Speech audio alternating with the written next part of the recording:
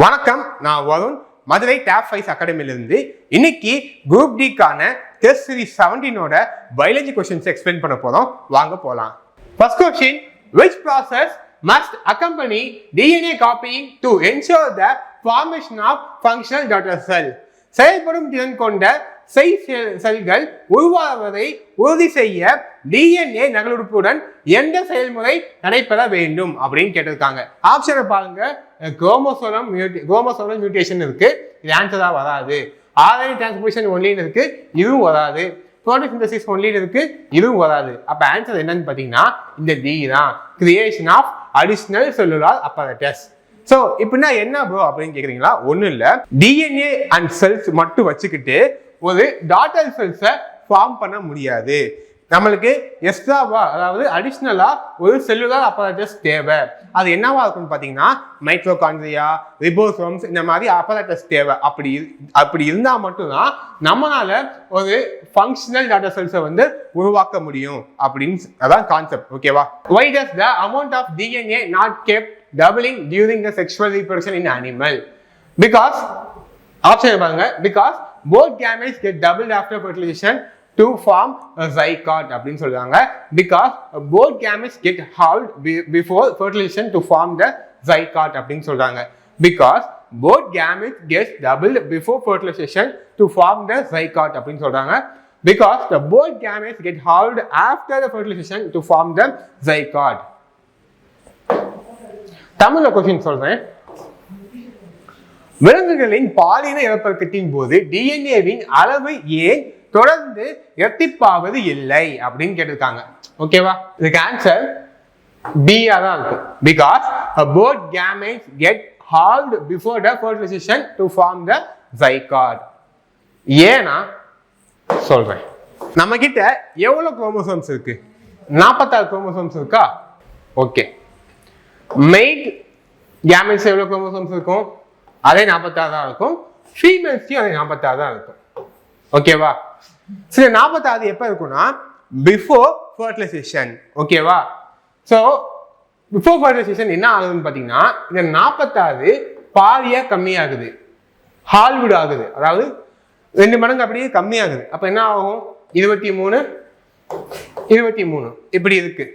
So இந்த 23 இருக்கிறது ஃபர்டிலைசேஷனுக்கு அப்புறம் ஜைகாட் ஃபார்ம் பண்ணும்போது 23 சேர்ந்து 46 ஆகுது. ஓகேவா? இப்போ இந்த 23 தனியா இருக்கா? இது பேரு ஹாப்ளாய்ட்.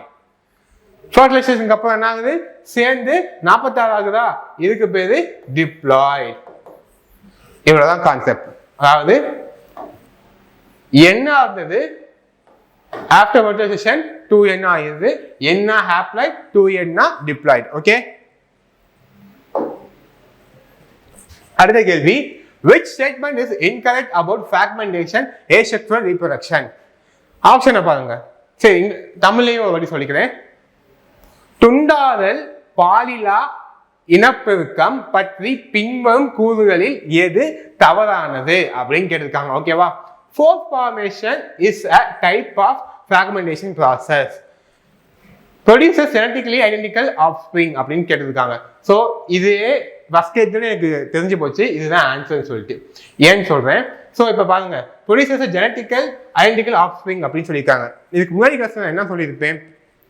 asexual reproductionல அப்படியே பேரண்ட்ஸ் எப்படி இருக்கானோ அதே மாதிரி தான் அவனோட டாட்டர் செல்ஸ், அவனோட ஆப்ஸ்பிரிங்ஸ் எல்லாமே அப்படிதான் இருக்கும். சேம் ஐடென்டிக்கல் ஜெராக்ஸ் மாதிரி இருக்கும். ஸோ அப்போ அதானே இங்கே சொல்லியிருக்காங்க, அப்போ கரெக்ட் தானே? அடுத்து பாருங்க, occurs in multiple cellular organism. Yes, fragmentation multicellular organism நடக்கும். ஓகேவா? Involves maturation before the splitting. இதுவும் கரெக்ட் தான். ஓகேவா? அப்போ எது இங்கே தப்பா இருக்கு? Fork formation is a type of fragmentation process. இதுதான் fork formation. என்ன? இப்படி ஒரு உயிரினம் இருக்கும், இதுல ஸ்போர்ஸ் இருக்கும், ஓட்டையா இருக்கும். இதுல இருந்து இன்னொரு உயிரினம் வந்து அது நியூ ஆர்கானிசம் ஃபார்ம் பண்ணும். அதுதான் fork formation. இப்போ இதுக்கு சம்மந்தம் இருக்கா? இல்ல. அப்ப ஆன்சர் இதுதான். ஓகேவா? பிக்சர் வச்சு கூட காட்டுறேன். இதுதான் fragmentation. போன கிளாஸ் யாராவது கவனிச்சிருப்பீங்கன்னா இது நடத்தியிருப்பேன். இது ரெண்டு இப்படி கட் ஆகும்போது இது ஆர்கானிசம் ஆகும்னு படிச்சிருப்போமா? ஸோ அதுதான் ஃப்ராக்மெண்டேஷன். இப்போ இங்க எங்க ஃபோர் ஃபார்மேஷன் நடக்குது? நடக்கல இல்லை, அப்போ அதான் ஆன்சர், தப்பு அது. ஓகே சரி, இதுக்கு முன்னாடி நம்ம ஒரு கான்செப்ட் இருக்கிறத பார்ப்போம். கிரெகர் மெண்டல், ஓகேவா? கிரெகர் மெண்டல் சொல்லிட்டு ஒரு பயாலஜி சயின்டிஸ்ட், ஓகேவா? அவர் என்ன பண்றாரு பார்த்தீங்கன்னா, ஒரு பீ பிளான்ட்னா பட்டாணி செடி எடுத்துக்கிறது. ஏன் ப்ரோ பட்டாணி செடி எடுக்கிறாருன்னு கேட்டீங்கன்னா, பட்டாணி செடியில பைசெக்சுவல் ஃபிளார்ஸ் இருக்கும். அதாவது ஆண் உறுப்பும் இருக்கும், ஒரு பூவில் ஆண் உறுப்பும் இருக்கும், பெண் உறுப்பும் இருக்கும். ரெண்டுமே இருக்கிறதுனால இவர் வந்து ஈஸியா வந்து என்ன பண்ண ரீப்ரொடக்ஷன் பண்ணலாமா? ஸோ அதனால இவர் வந்து பீ பிளான்ட் எடுத்திருக்காரு. ஸோ இது மட்டும் இல்லாம இதுல நிறைய வேரியேஷன் காட்டலாம். லைக் எப்படின்னா, இப்போ பட்டாணி செடி இருக்கு, அது வந்து எப்படி இருக்கும்? சில பட்டாணிகள் வந்து ரவுண்டா இருக்கும், சில பட்டாணி வந்து கொஞ்சம் வேற ஷேப்ல இருக்கும். அதாவது இந்த விக்கிள்டுன்னு சொல்லுவாங்க, சுருங்கி போய் இருக்கும், அந்த மாதிரி ஷேப்ல இருக்கும். சில பட்டாணி எல்லோ கலர்ல இருக்கும், சில பட்டாணி கிரீன் கலர்ல இருக்கும். இந்த மாதிரி வேரியேஷன்ஸ் காட்டலாம் பாத்தீங்களா? ஸோ அதுக்காகவே பீ பிளான்ட்டை வந்து தேர்ந்தெடுத்து இருக்காது. அண்ட் அது மட்டும் இல்லாம சீக்கிரமா வந்து செல்ஃப் பாலினேஷன் ஆகும். ஃபர்ஸ்ட் இப்போ வந்து நம்ம வந்து ஜெனடிக்ஸ் எடுத்துக்கிட்டோம்னா F1 ஜெனரேஷன், F2 ஜெனரேஷன் அப்படி சொல்லுவாங்க. ஸோ இதுனா நம்மளுக்கு வந்து ஹியூமன்ஸ் சப்போஸ் நம்மளுக்கு எடுத்து வச்சுக்கோங்களேன்.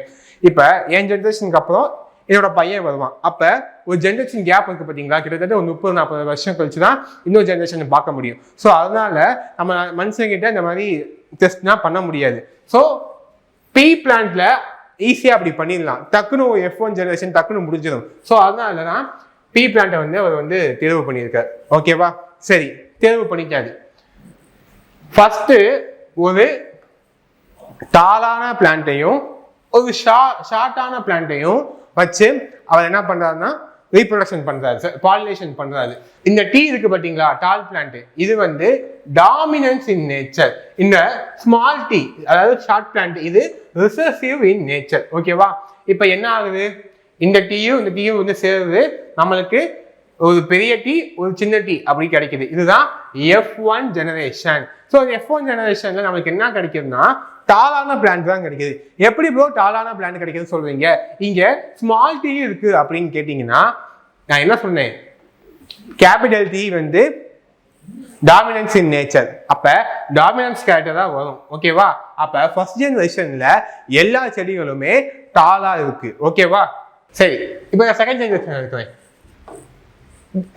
கிராஸ் பண்ணுவேன், எனக்கு 2 டால் ட்ரீ கிடைக்குது. ஓகேவா? சரி, டால் செடி கிடைக்குது. சரி, இதே மாதிரி இந்த டாலையும் வந்து நான் கிராஸ் பண்ணுவேன். அப்படி பண்ணும்போது ஒரு கேபிட்டல் டால் ஒரு ஸ்மால் டால் கிடைக்குது. அப்படி இருக்கும்போது தான் பார்த்தீங்கன்னா இது வந்து டாலா தான் இருக்கும், இதுவும் டாலா தான் இருக்கும். ஓகேவா? ஏன்னா இங்க வந்து ஒரு பெரிய டால் இருக்கு, இன்னொன்று வந்து சின்ன டீ இருக்கு. ஸோ அப்ப இந்த பெரிய டீ என்ன டாலா தான் இருக்கும், ஏன்னா டாமினன்ஸ் இன் நேச்சர். அப்ப சின்ன டீ பாருங்க, இதுவும் இங்கேயும் இது சின்ன டீயும் பெரிய டீயும் கிராஸ் ஆகுது, ஒரு சின்ன டீ ஒரு பெரிய டீ கிடைக்குது. அப்ப இங்க ஒரு பெரிய டீ இருக்கா, அப்ப அது டால், ஏன்னா டீ வந்து டாமினன்ஸ் இன் நேச்சர். ஆனா இங்க பாருங்களேன், ஒரு சின்ன டீ இன்னொரு சின்ன டீயோட கிராஸ் ஆகுது. அப்ப என்ன கிடைக்கும்? நம்மளுக்கு டிராஃப் கிடைக்கும். டிராஃப்னா குட்டை. ஓகேவா? ஒரு குட்டையான செடி கிடைக்குது. ஏன்னா இங்க ரெண்டுமே என்னவா தான் இருக்கு? ஸ்மால் டீயா தான் இருக்கு. ஓகேவா? சோ இப்படி பார்க்கும்போது நம்மளுக்கு 3 டால் ட்ரீயும் டிராஃப்ட்ல ஒரு டிராஃப்ட் ட்ரீயும் கிடைக்குது. அப்ப பீனோடைபிக் ரேஷியோ அப்படி சொல்லுவாங்க. பீனோடைபிக்னா பிசிக்கல் ரேஷியோ. இப்போ வெளியில இருந்து நீங்க பாக்குறீங்க, அப்போ செடி எப்படி இருக்கு? ஒரு 3 செடி வந்து டாலா இருக்கு, ஒரு செடி வந்து குட்டையா இருக்கு. ஸோ அதான் பீனோடைபிக் ரேஷியோம்பாங்க. பிசிக்கல் ரேஷியோ கூட சும்மா சைடில் எழுதி வச்சுக்கோங்க. ஓகேவா? ஸோ இதோட ரேஷியோ எப்படி இருக்கு? 3:1 இருக்கு. ஏன்னா நம்மளுக்கு இங்க ஒரு டால் கிடைச்சிருக்கு, இங்க ஒரு டால் கிடைச்சிருக்கு, இங்க ஒரு டால் இருக்கு. அப்ப 3 டால், இங்க ஒரே ஒரு டிராஃப்ட் தான் கிடைச்சிருக்கு. அதான் 3:1. இதே இது ஜீனோடைபிக் ரேஷியோ எப்படி இருக்கு? 1:2:1 இருக்கு. அப்ப ஜீனோடைபிக் ரேஷியோனா என்னன்னு நீங்க கேட்பீங்க. ஜீன்னா ஒண்ணும் இல்லை, இப்ப 2 டி இருக்கா, 2 கேபிட்டல் டி இருக்கா. ஜீன்னா உள்ளுக்குள்ள, இந்த பினோடைப்னா வெளியில பிசிக்கல், ஜீன்னா உள்ளுக்குள்ள. ஓகேவா? உள்ளுக்குள்ள எப்படி வேரியேஷன் இருக்கு அதை காட்டுறதுக்கு அந்த ரேஷியோ. ஸோ அதையும் நான் உங்களுக்கு எக்ஸ்பிளைன் பண்ணிருப்பாங்க. இங்க 2 கேபிட்டல் டி இருக்கா, அப்ப இத ஹோமோஜீனியஸ் அப்படின்னு சொல்லுவோம். ஹோமோனா என்ன? சேம், ஒரே மாதிரி இருக்கிறதா ஹோமோ அப்படின்னு சொல்லுவோம். அப்ப இந்த டி ஒரே மாதிரி இருக்கா, அப்ப நம்மளுக்கு ஹோமோஜீனியஸ் ரேஷியோ எவ்வளவு இருக்கு? 1 2 இருக்கு. ஏன்னா ஹோமோஜினியஸ் ரேஷியோ சாரி எப்படி 2 சொல்றேன்னா இங்க 2 T ஒரே மாதிரி இருக்கா, அப்ப இந்த ஹோமோஜினியஸ் ரேஷியோ வந்து 2 இருக்கு. ஓகேவா? அப்ப ஹெட்ரோ என்னவா இருக்கு, இங்க ஒரு ஹெட்ரோவா இருக்கு, இங்க ஒரு ஹெட்ரோவா இருக்கு. ஓகேவா? அப்ப இங்க ஒரு ஹெட்ரோ, இங்க ஒரு ஹெட்ரோ, அப்ப 1:1 இந்த ரேஷியோல இருக்கு. ஓகேவா? இப்ப क्वेश्चंस பார்க்கலாம். Which of the following classes will produce all heterologous offspring in the F1 generation? ஹெட்ரோலோகஸ்னா என்னன்னு பார்த்தோம், மாறி மாறி இருக்கு, ஒன்னு டாலா இருக்கும் ஒன்னு ஷார்ட்டா இருக்கும், அதான் ஹெட்ரோலோகஸ்னு பார்த்தோமா. அப்படி பார்க்கும்போது இது எது ஹெட்ரோலோகஸா இருக்கு, இது என்ன ஹெட்ரோலோகஸா இருக்கு, ஒரு டாலு ஒரு ஷார்ட். ஸோ அப்ப இதுதான் ஆன்சர். ஓகேவா? சரி, ஓகே. அடுத்த கொஸ்டின் பாருங்க. Arrange the following steps in a correct sequence during the process of fragmentation based reproduction. துண்டாக்கம் அடிப்படையிலான இனப்பெருக்க செயல்பாட்டின் போது பின்வரும் படிப்புகளை சரியான வரிசைப்படி அமைக்கவும் அப்படின்னு சொல்லியிருக்காங்க. ஓகேவா? ஸோ ஃப்ராக்மெண்டேஷன் ப்ராசஸை வந்து அரேஞ்ச் பண்ண சொல்லியிருக்காங்க. அரேஞ்ச் பண்ணலாமா? ஃபர்ஸ்ட் என்ன வரும், இது வரும். ஏன்னா கண்ணுக்கு பார்த்தீங்கன்னா தெரியுது, break down of the body filament into fragment. அதாவது ஒரு ஆர்கானிசம்ல நம்ம 2 கட் பண்ணாதான் ஃப்ராக்மெண்டேஷன் ஏற்பட்டு அங்கிருந்து ஒரு புது உயிரினம் வரும்னு படிச்சிருப்போம். ஸோ அது இந்த ஃபர்ஸ்ட் பாயிண்ட்ல தான் கண்டிப்பா நடக்கும். ஓகேவா? அப்ப இதுதான் நம்மளுக்கு ஃபர்ஸ்ட் பாயிண்டா இருக்கும். ஓகேவா? அப்புறம் growth of the last parts through the mitosis. அந்த உடைந்த பகுதி இருக்கு பாத்தீங்களா, மிட்டாசிஸ் மூலியமா அது இன்னொரு உயிரினமா வளரும். அப்ப இது செகண்ட் ஸ்டேஜ். தேர்ட் ஸ்டேஜ் பாருங்க. Each fragmentation develops into a complete organism அப்படின்னு சொல்லியிருக்காங்க. கரெக்டா என்ன சொல்லியிருக்கேன், உடைஞ்ச பகுதி ஒரு புதிய உயிரினமான்னு சொல்லியிருக்கேன்னா அப்படிதான் இங்க ஆகுது. ஓகேவா? லாஸ்ட் பாருங்க. A mature organism lives independently. ஆமா, ஒரு கம்ப்ளீட் ஆர்கானிசம் ஆயிடுச்சுன்னா அது இண்டிபெண்டா ஒரு மெச்சூர் ஆர்கானிசமா வாழ ஆரம்பிச்சிடும். அப்ப ஆன்சர் என்னவா இருக்கும், 2, 1, 4, 3 அதான் ஆன்சரா இருக்கும். Which of the following statement about the sexual reproduction is incorrect? பாலியல் இனப்பெருக்கம் பற்றிய பின்பம் கூற்றில் எது தவறானது அப்படின்னு கேட்டிருக்காங்க. It generate a variation for a species survival. நம்ம இதுக்கு முன்னாடி ஃபர்ஸ்ட் கிளாஸ்ல என்ன பார்த்துருப்போம், செக்ஷுவல் ரீப்ரொடக்ஷன் தான் வேரியேஷன் காட்ட முடியும். அதாவது இந்த சர்வைவல் ஆஃப் ஃபிட்னஸ் அப்படின்னு சொல்றாங்க பார்த்தீங்களா, அது எல்லாமே இந்த செக்ஷுவல் ரீப்ரொடக்ஷன்ல தான் நடக்கும். ஓகேவா? இப்போ ஃபார் எக்ஸாம்பிள்ஸ் வந்து நம்மளுக்கு நம்ம உடம்புல வந்து குரல் வந்து இப்போ ஆட்டுக்கு மாட்டுக்குன்னா எவ்வளோ பெரிய குரல் இருக்குமா கம்பேரிட்டிவ்லி ஹியூமன்ஸை விட. ஸோ அந்த மாதிரி நம்மளுக்கும் பெரிய குரல் இருந்துச்சு.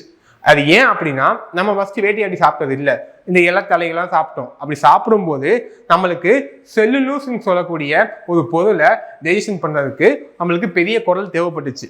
ஆனா இப்ப அந்த மாதிரி குரல் இருக்கான்னு கேட்டீங்கன்னா இல்லை. ஏன்னா நம்ம அதுக்கப்புறம் வந்து வேட்டையாடி சாப்பிட பழகிட்டோம். அப்படி பார்க்கும்போது நம்மளோட எவல்யூஷன்னால நம்மளோட உறுப்புங்கிறது வந்து அந்த பெரிய குரலுங்கிறது வந்து கம்மியாகி இப்போ நார்மல் ஹியூமனுக்கு எப்படி இருக்குமோ அப்படி இருக்கு. ஸோ இதுவே ஒரு எக்ஸாம்பிள் ஆஃப் வேரியேஷன் தான். ஸோ அதை வந்து இந்த செக்ஷுவல் ரீப்ரொடக்ஷனால தான் பண்ண முடியும். அப்ப இது கரெக்ட். தப்பு ஆன்சர் வந்து தப்பான ஆன்சர் இது இல்லை. ஓகேவா? It helps organism adapt to changing environment. இப்பதான் சொன்னேன், இது ஒரு வகையான என்னது சர்வைவல் ஆஃப் ஃபிட்னஸ் தான். இட் ப்ரொடியூஸ் ஐடென்டிக்கல் க்ளவுன்னா கேட்டா இல்லை. இப்ப நீங்க படத்தை விட்டுருங்க, நார்மலா வந்து நம்ம லைஃப்பை பார்ப்போம். அப்பா இருக்காப்புல, அவரோட பையன் வந்து அப்படியே டிட்டோ ஜெராக்ஸ் அடிச்ச மாதிரியா இருப்பாப்புல இருக்க மாட்டாப்புல. நம்ம படத்துல அப்படி காட்டுவாங்க, அது சும்மா படத்துக்காக. பட் ஆனால் ரியல் லைஃப்ல அப்படி இருப்பாங்களா? இருக்க மாட்டாங்க. அப்ப இதுதான் தப்பான ஆன்சர். விச் மீன்ஸ் இந்த ஆன்சர் தான் இந்த கொஸ்டினுக்கு கரெக்ட். ஓகேவா? Two children of the same parents resembles each other but are not exactly alike because அப்படின்னு கேட்டிருக்காங்க. என்ன சொல்ல வராங்கன்னா, ஒரு 2 குழந்தைகள் இருக்காங்களா, அவங்க பெற்றோர் மாதிரி இருக்காங்களா, ஆனா எக்ஸாக்டா அவங்கள மாதிரி இல்லையா. ஸோ அப்ப ஆன்சர் என்ன வரும் அப்படின்னு கேட்டிருக்காங்க. ஏன் அப்படின்னு கேட்டிருக்காங்க, they shows a different combination of the genetic variation existing in the parents. Their parents shows very little genetic variation. Each of the inheritance all genetic characters from the one parent only. Each of them shows a variation in the DNA copying mechanism அப்படி சொல்றாங்க. Answer என்னன்னா ஏதான். ஏன்னு சொல்றேன், their parents shows a very little genetic variation அப்படி சொல்லியிருக்காங்க. அப்படின்னா இல்லை, பேரண்ட்ஸ் ஈக்குவலான ஜெனட்டிக் வேரியேஷன் தான் காட்டுவாங்க.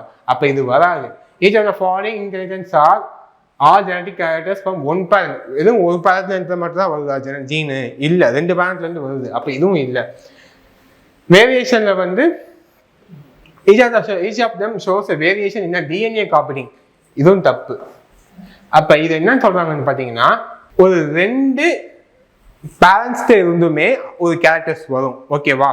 சப்போஸ் இப்ப ஒரு அம்மா வந்து ப்ளூ ஐஸ்ல இருக்காங்க, அப்பா வந்து ப்ரௌன் ஐஸ்ல இருக்காங்க.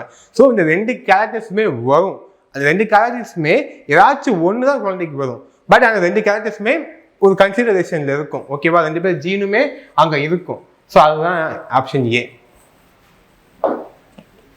Read the given assertion and reason carefully and select the correct option. Mendel chose a pre-planned for his experiment because they were easy to grow and showed a distant contrasting traits. First படிச்சோம்ல Mendel பற்றி, அதுதான் கேட்டிருக்காங்க. கரெக்டாக தானே இருக்கு. தமிழையும் read பண்ண பாருங்க.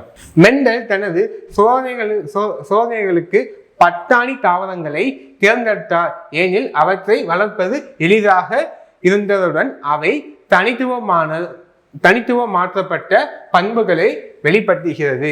கரெக்டாக சொல்லியிருந்தோம். அப்ப அசர்ஷன் கரெக்ட். ரீசன் பாருங்க. P-plant reproduce asexual allowing mental to control cause easily அப்படின்னு இருக்கு. இது ஒரு மிஸ்டேக் இருக்கு. asexuallyன்னு இருக்கு. தப்பு. P-plant என்ன பண்ணும்? செக்ஷுவலி தான். ஏசெக்சுவல்லாம் வராது. ஓகேவா? அப்ப ரீசன் தப்பு, அசர்ஷன் கரெக்ட். அப்ப ஆப்ஷன் ஏ தான் correct. A through B is false. Which law did Mendel derive from his monohybrid cross?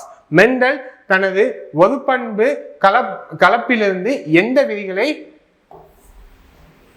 வருவித்தார்? Answer என்ன இருக்கும்? சக்கரை லா ஆஃப் செக்ரிகேஷன் அப்படின்னு இருக்கும். சரி, லா ஆஃப் செக்ரிகேஷன் என்ன பண்ணுன்னு கேட்டீங்கன்னா சொல்றேன். A chromosome pair separates during meiosis so that each gamete receives one allele for the given traits. அப்படின்னா அப்படின்னு கேக்குறீங்களா? சொல்றேன். ஃபர்ஸ்ட் இந்த alleleனா என்ன?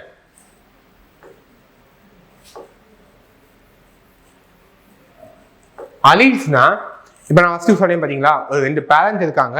ஒருத்தர் ப்ரௌன் ஐ, ஒருத்தர் வந்து ப்ளூ ஐ அப்படின்னு இருக்காங்க. ஓகேவா? இந்த ப்ரௌன், இந்த ப்ளூ, இந்த 2 கேரக்டர் வச்சிருக்கு பாத்தீங்களா, இதுதான் allele அப்படி சொல்லுவாங்க. அப்ப இந்த கேமெட்ஸ் ஃபார்மேஷன் இருக்கு பாத்தீங்களா, அப்ப இந்த 2 கேரக்டர்ஸுமே வருமா? ஓகேவா? கேமெட் ஃபார்மேஷன் இல்ல, கரெக்ட் தான், கேமெட் ஃபார்மேஷன் தான். அப்ப இந்த 2 கேரக்டர்ஸுமே வருமா? ஆனா 2ல ஏதாச்சும் ஒன்று தான் செலக்ட் ஆகும். அப்படி செலக்ட் ஆகிற ப்ராசஸ் பேரு தான் செக்ரிகேஷன் சொல்றாங்க. ஒன்னை கழட்டி விட்டுருதா, செப்பரேட் பண்ணி விட்டுருதா, ஸோ அதனாலதான் அது பேரு செக்ரிகேஷன் அப்படின்னு சொல்றாங்க. ஓகேவா? இந்த பட் இன் ஹைட்ராவில் உள்ள மொட்டு அப்படின்னு இருக்காங்க. அது எப்படி வரணும்னா க்ரோஸ் அஸ் அவுட் க்ரோத். இதான் ஆன்சர் கரெக்ட். எப்படி நான் கான்செப்ட்ல சொல்றேன். இதான் ஒரு ஹைட்ரா, எப்படி வளருது பாருங்க. பட்டு அவுட் க்ரோத் தானே ஆகுது, உள்ளுக்குள்ளேயா வளருது, வெளிநோக்கி தானே வளருது. அப்ப இதுதான் நம்மளுக்கு answer. Okay. A plant breeder crosses 2 pure breeding pea, one producing round seeds and other producing wickled seeds. Based on the Mendel's finding, what phenotype would all seeds in F1 generation is display அப்படின்னு சொல்லியிருக்காங்க. Round seat, அதாவது நம்ம சாதாரண பட்டாணி சாப்பிடுவோம் பார்த்தீங்களா, அதுல round seeds ஒரு பட்டாணி எடுத்துக்கிறாங்க. இன்னொரு பட்டாணி விக்கிள்னா கொஞ்சம் சுருக்கமா இருக்கும், அந்த பட்டாணி ஒன்று எடுத்துக்கிறாங்க. அதை ஸ்மால் ஆர்னு அப்படி வச்சுக்கலாம். ஓகேவா? இது 2மே கிராஸ் பண்ணும்போது நமக்கு என்ன கிடைக்குது? கேபிட்டல் ஆர் ஸ்மால் ஆர் அப்படின்னு கிடைக்குது. அப்ப கேபிட்டல் ஆர் இருந்தா அது என்னவா இருக்கும்? ரவுண்டா தானே இருக்கும். அதான் நம்ம F1 ஜெனரேஷன்ல பார்த்து இருப்போம். அப்ப ஆன்சர் என்னவா இருக்கும்? ரவுண்ட் சீட்ஸா தான் இருக்கும். ஏன்னா இந்த ஆறுங்கிறது, கேபிட்டல் ஆறுங்கிறது டாமினன்ஸ் இன் நேச்சர். அப்ப ஆறு வந்தாலே அது ரவுண்ட் சீட்ஸ் தான். ஓகேவா? According to the Mendel, when a tall pea plant is crossed with the short pea plant in offspring, என்னவா இருக்கும் அப்படின்னு கேட்டுக்காங்க. என்னவா இருக்கும்? எல்லாமே வளர்த்தியா தான் இருக்கும். ஏன்னா இங்க கேபிட்டல் டால் வந்து இருக்கு. அப்ப அது என்னது டாமினன்ஸ் இன் நேச்சர். அப்ப ஆன்சர் என்னவா இருக்கும்? சியா தான் இருக்கும். What is the sequence of stages involve in the budding process? பட்டிங்ல என்ன ஸ்டேஜஸ் இருக்குன்னு கேட்குறாங்க. நீங்களே அந்த போன இமேஜ் இருந்துச்சா, சின்ன மொட்டு, கொஞ்சம் அல்டிமேட்லி டெவலப்டு பட்டு, ஃபுல்லி மெச்சூர்டு பட்டு, அப்புறம் ஹைட்ரா வந்து இருக்கு. இப்ப அங்க பார்ப்போமா? பட் இனிஷியேஷன் அப்பதான் லைட்டா முளைக்குது. பட் மெச்சுரேஷன் கொஞ்சம் பெருசாகுது, டிட்டாச் ஆகுது, இண்டிவிஜுவலா ஃபார்ம் ஆகுது. அப்ப ஆன்சர் என்னவா இருக்கு? டியா தான் இருக்கும். Which of the following human disease can be transmitted during a sexual act? என்னது? புரோட்டீன் எனர்ஜி மால்நியூட்ரிஷனா, டயபெட்டிக்ஸா, அக்யூட் இம்யூனோ டெஃபிஷியன்சி சிண்ட்ரோமா, கேன்சரா? சி தான், acute immunodeficiency syndrome. HIV virus, இது வைரஸ் பேர் ஹெச்ஐவி, நோயோட பேரு எய்ட்ஸ். எல்லாத்துக்கும் தெரியும், ஓகேவா? Which of the following breeds of the cow is resistant to the diseases அப்படின்னு கேட்குறாங்க. பின்வரும் என்ன மாட்டு இனம் நோய் எதிர்க்கும் திறனை கொண்டது? Answer red city. இந்த ரெட் சிட்டி எங்க வந்து சிந்தி சிட்டி இல்ல, ரெட் சிந்தி. இது எங்க வளரக்கூடிய மாடுன்னு பார்த்தீங்கன்னா, சிந்துன்னு ஒரு பகுதி இருக்கு பார்த்தீங்களா, பஞ்சாபுக்கும் பாகிஸ்தானுக்கும் இடையில இருக்கிற பகுதி தான் சிந்து. இந்த சிந்து பகுதியில் வளரக்கூடிய மாடு தான் இது. ஸோ இது வந்து இதுக்கு நிறைய நோய் எதிர்ப்பு சக்தி இருக்கா, ஓகேவா? அதான் என் கொஸ்டின் நம்மளுக்கு கேட்டிருக்காங்க. Which of the following is not responsible for the transmission of HIV infection? Hugging of infected person. அவங்களுக்கு கட்டி பிடிச்சா நம்மளுக்கு ஏதாவது நோய் வருமா? அப்படின்னா ஒன்றும் வராது. அப்போ இதுதான் answer. Transfusion of the contaminated blood, ஒரு என்ன சொல்றது, நம்ம அவங்க பிளட்டு நம்ம பிளட்டு சேரும் போது ப்ராப்ளம் வரும். Sexual contact with infected person, அவரோட உறவு கொள்ளும் போது நம்மளுக்கு ப்ராப்ளம் வரும். அப்போ ஷேரிங் இன்ஃபெக்டட் நீடில்ஸ்னாலும், அதாவது நம்ம அவங்களோட என்ன சொல்றது, இன்ஃபெக்டட் நீடில்ஸ்னா ஊசிகள், இந்த இன்ஜெக்ஷன் யூஸ் பண்ணுவாங்கல்ல, அதை நம்ம யூஸ் பண்ணாலுமே நம்மளுக்கு ப்ராப்ளம் வரும். அப்போ ஆன்சர் என்னது? ஏ தான். Sexually transmitted disease AIDS is caused by which of the following? First கேள்வியை பார்த்தோம்ல, virus. Which of the following is a common category of agent that can cause a disease in a poultry fowl?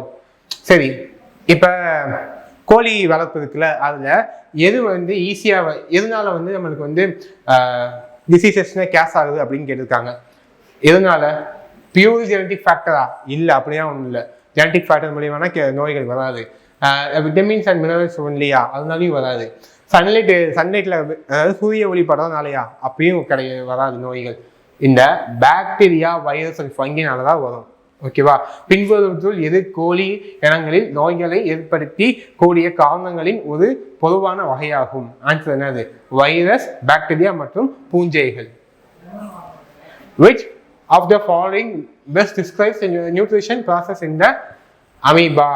நம்ம test series 15ல நம்மளோட human digestion process வந்து பார்த்துருப்போம். இது amoeba கேட்குறாங்க. But இதுவே அப்படியே சேம் தான், டிட்டோ தான். இன்ஜெக்ஷன் நடைபெறுமா? அதாவது நம்ம சாப்பாடு சாப்பிடுவோம். டைஜஷன் நடைபெறுமா? செரிமானம் ஏற்படும். அப்சார்ப்ஷன் ஏற்படுமா? சத்துக்கள் தான் அப்சார்ப் ஆகும்.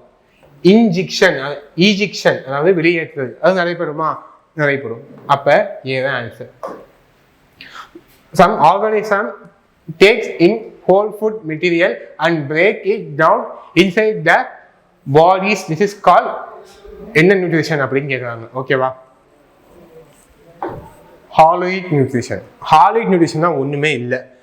நம்ம உடம்பு நடக்குது பார்த்தீங்களா, அதான் ஹாலோயிக் நியூட்ரிஷன். நம்ம என்ன செய்யறோம், நம்மளோட டைஜஷன் ஃபுல்லுமே எங்கே நடக்குது? நம்ம வயிற்றுக்குள்ளே தானே நடக்குது, உடம்புக்குள்ளே தானே நடக்குது. ஸோ உடம்புக்குள்ளே நடக்கிறது எல்லாத்தையுமே ஹாலோயிக் நியூட்ரிஷன் அப்படின்னு சொல்லுவாங்க. ஸோ அதான் answer. Which of the following nutrient is a macronutrient அப்படின்னு கேட்குறாங்க. ஆன்சர் வந்து பொட்டாசியம். அது என்ன மேக்ரோநியூட்ரியன்னா என்னன்னு கேட்குறீங்கன்னா, நம்மளுக்கு தேவையான சத்து தான் மேக்ரோன்னு சொல்லுவாங்க. நம்மளுக்கு கொஞ்சம் கம்மியாக தேவையான சத்தை மைக்ரோ நியூட்ரிஷன் சொல்லுவாங்க. அது என்னன்னு பார்ப்போமா? There are 17 essential elements required for plant growth அப்படின்னு சொல்லுவாங்க. ஒரு 17 எலமெண்ட்ஸ் நம்மளுக்கு வந்து தேவைப்படுறாங்க, ஓகேவா? பிளான்ட் க்ரோத்துக்கு. அது வந்து ரெண்டா கேட்டகரி ஆகிருக்கு. என்னன்னு பார்த்தீங்கன்னா, மேக்ரோ நியூட்ரிஷன், மைக்ரோ நியூட்ரிஷன். மேக்ரோல 9 இருக்கு. என்னன்னு பார்த்தீங்கன்னா, carbon, hydrogen, oxygen, nitrogen, phosphorus, potassium, calcium, magnesium, sulphur, அவ்வளோதான். அப்புறம் இந்த மைக்ரோ நியூட்ரியன்ஸ் என்ன இருக்கு பார்த்தீங்கன்னா iron, manganese, copper, molybdenum, zinc, boron, chlorine and nickel இதெல்லாம் இருக்கு. ஓகேவா? which of the is the most abundant element present in a human body? என்னது? ஆக்சிஜன் தான். ஓகேவா? அதுக்கு நான் சொல்றேன். Oxygen is the most abundant element in the human body by mass. மாஸ்ல பார்க்கும்போது ஆக்சிஜன் தான் நம்ம உடம்புல ஜாஸ்தியா இருக்கான். ஓகேவா? making up approximately 65% of the person's total weight. This high percentage is primarily due to the fact about 60% of body is water.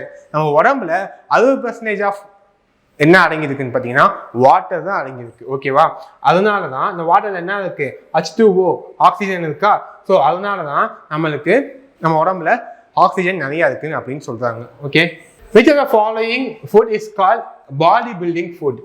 Gym ப்ரோஸ்க்கு எல்லாத்துக்கும் தெரிஞ்சிருக்கும், கண்டிப்பா புரோட்டீன் தான். ஓகேவா? Match the following. சரி, டைரக்ட் ஆன்சர் சொல்லிடுறேன். கார்போஹைட்ரேட்ஸ் நம்ம உடம்புக்கு 300 கிராம் பர் டே தேவைப்படுது. ஓகேவா? ஃபேக்ட் வந்து 65 கிராம் பர் டே நமக்கு தேவைப்படுது. அயன் வந்து நம்ம ஒரு நாளைக்கு 8 மெகா, அதாவது மைக்ரோ எம்ஜி வந்து தேவைப்படுது. விட்டமின் சி வந்து ஒரு நாளைக்கு 90 mg நம்மளுக்கு தேவைப்படுது. ஓகேவா? Which of the following vitamins are maintained at high level in poultry feed to support optimal growth and health? கோழி தீவனத்தில் உகந்த வளர்ச்சி மற்றும் ஆரோக்கியத்தை ஆதரிப்பதற்கான பின்வரும் விட்டமின்கள் எவை உயிர் மட்டங்களில் பராமரிக்கப்படுகின்றன அப்படின்னு கேட்குறாங்க. ஆப்ஷன் என்னன்னு பார்த்தீங்கன்னா ஏ தான். ஓகேவா? விட்டமின் ஏ, டி அண்ட் இ இது இருந்தால் கோழி வளர்ச்சி தீவனத்துக்கு நம்ம யூஸ் பண்ணுறோம். ஸோ இதனால கோழிகள் நல்லா வளருது. ஓகேவா? சரி, ஓகே கைஸ், இந்த வீடியோ உங்களுக்கு பிடிச்சிருக்குன்னு நம்புறேன். இதே மாதிரி நீங்கள் வீடியோ பார்க்கணும்னா டாப் 5 யூடியூப் சேனலை ஃபாலோ பண்ணிக்கோங்க அண்ட் சப்போர்ட் பண்ணுங்கள். தேங்க்யூ.